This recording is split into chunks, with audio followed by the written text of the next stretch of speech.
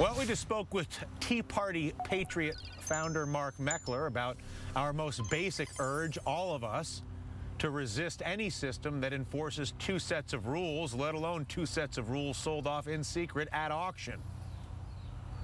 And at least that one respect, we believe that the Tea Party movement not only has some common ground with everybody else in America, but certainly has common ground with a lot of folks you meet when you talk to people at the occupations. And joining us now is David Degraw, one of many of the founding members out there for the occupation, one of the founding members for the 99% movement, which was a predecessor effort of before Occupy became in the occupation.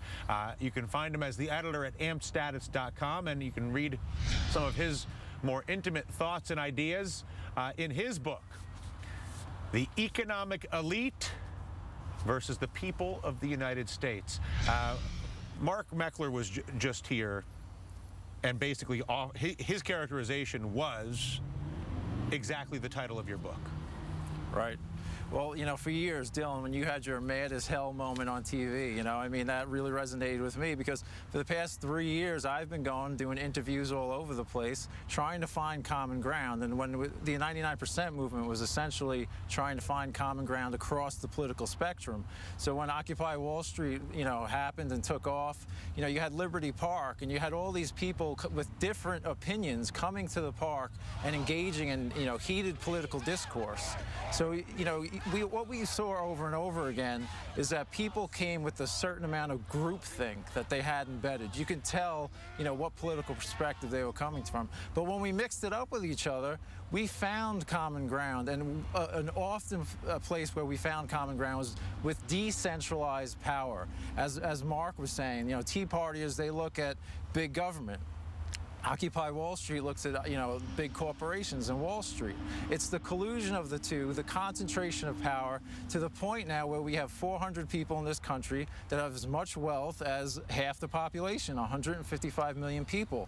So you have this concentration of power that has occurred over the past generation.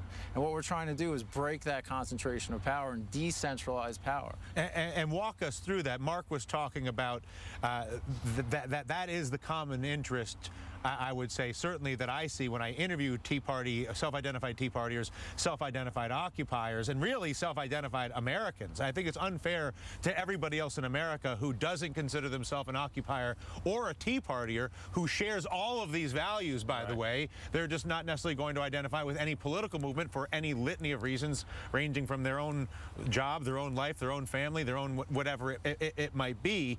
How do movements like yours, or I shouldn't say like yours, because it's not fair to you, how do movements like any of these movements, you as an advocate for one of them or a couple of them really, how did we open those movements up to become more inclusive so that there becomes 99%, 100% of the people saying one set of rules for Austin, Texas, one set of rules for Birmingham, Alabama, one set of rules for Chicago. The end game is obviously ending this two sets of rules system. Right. To me, the root of the problem is a system of political bribery, campaign finance, lobbying, the revolving door, which you know, your viewers know well. I was speaking to a group of fifth graders, okay? And the fifth graders were telling me that money is not speech. They were telling me that corporations are not people.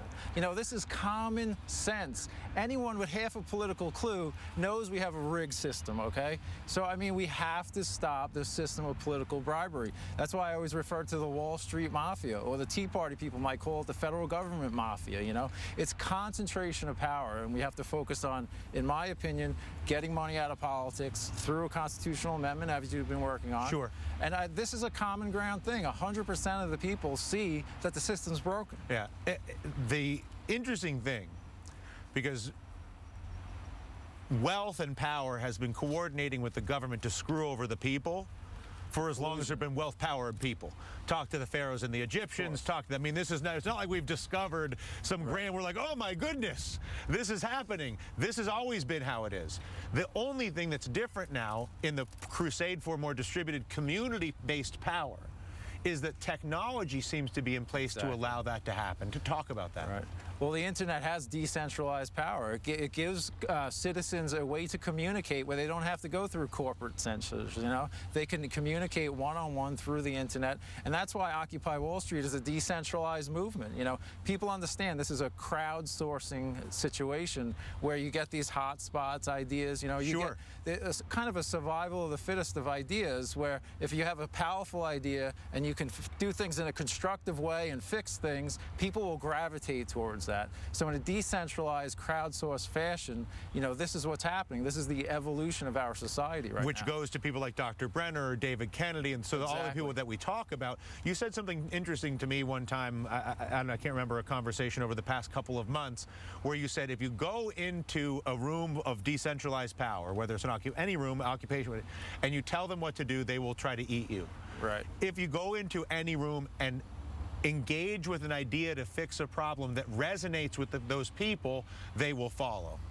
Explain why that's such a critical distinction, and how does that apply to the way we relate and the way that we make decisions with one another? Well, essentially, no one wants to be told what to do. You know, you have this top-down, old way of doing things, but in this decentralized network, you basically put forward ideas and you say, look, here's the problem, right? I mean, look at the occupations all across the country. We have these GAs where we have people, all different opinions, you know, and they fight it out, and after a while, they reach consensus. You know, because people can figure it out. People have common sense. If you give them a problem and you say, work together to solve this, they'll figure it out.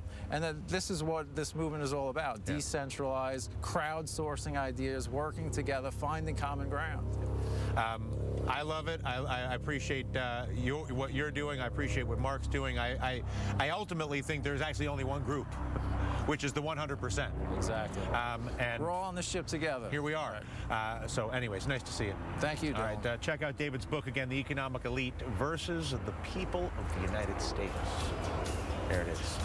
The state, this state, has overcome many differences of its own. Tomorrow, as goes Texas, so goes the country. Take a gander at the top of this state capitol and behold the goddess of liberty. That sits atop the Texas State Capitol building. More about what's next in the 30 Million Jobs Tour when we return. Sweet, nutty, crunchy.